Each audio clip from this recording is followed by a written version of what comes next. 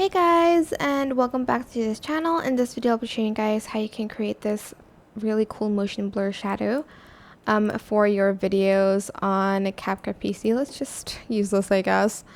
I'm just gonna resize that, and I'm just going to simply copy and paste that, and I'll just go to cutout and go to auto cutout on the second video, and I'm also just going to copy and paste that as well.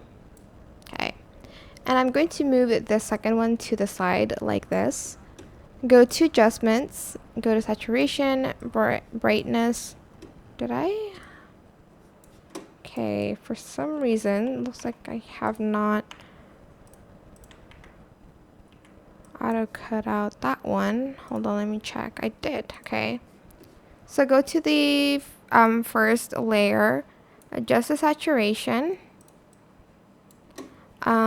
And the brightness, contrast, highlight, shadow, whites and blacks, like that.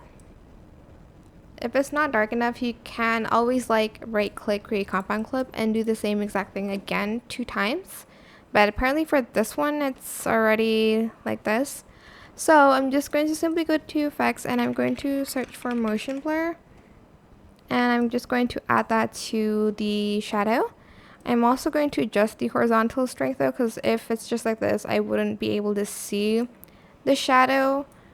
And this is too firm of a shadow, so this one's perfect. And yeah, that is it. Super simple. I hope this tutorial was helpful for you guys.